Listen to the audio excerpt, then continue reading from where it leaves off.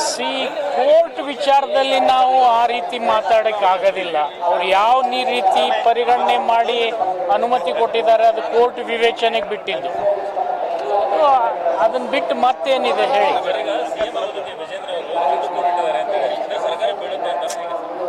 C ಅವೆಲ್ಲ ಗಾಳಿನಲ್ಲಿರ್ತಕ್ಕಂಥ ಮಾತಿಗೆ ಉತ್ತರ ಕೊಡೋದ್ರಲ್ಲಿ ಅರ್ಥ ಇಲ್ಲ.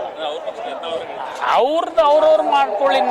ಅವ್ರು ಇಟ್ಟಾರೋ ಬಿಟ್ಟಾರೋ ಅನ್ನೋದು ನನಗೆ ಹೆಂಗೆ ಗೊತ್ತಾಗ್ತದೆ? ಅವ್ರು ನೋಡಿದ್ರೆ ಅವ್ರು ಹೇಳಿರ್ಬೋದಲ್ಲ, ಅವ್ರು ನೋಡಿರ್ಬೋದಲ್ಲ, ಅದಕ್ಕೆ ಹೇಳಿರ್ತಾರೆ.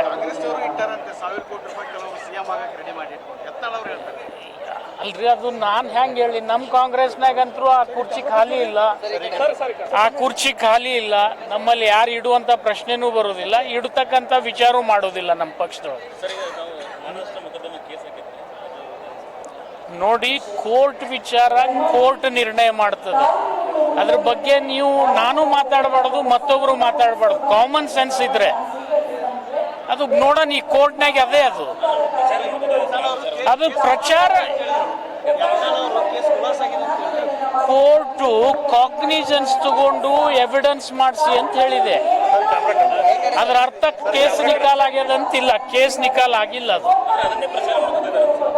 ಅದನ್ನ ಪ್ರಚಾರ ಮಾಡ್ಕೊಂಡ್ರೆ ಅವ್ರ ಮರ್ಜಿ, ನಾನೇನ್ ಮಾಡಕ್ಕಾಗತ್ತೆ? ಕೋರ್ಟ್ ಅಂದ್ರೂ ಕೇಸಲ್ಲಿ ಇದೆ, ಇಷ್ಟು ಮಾತ್ರ ನಾನು ಹೇಳಬಲ್ಲೆ.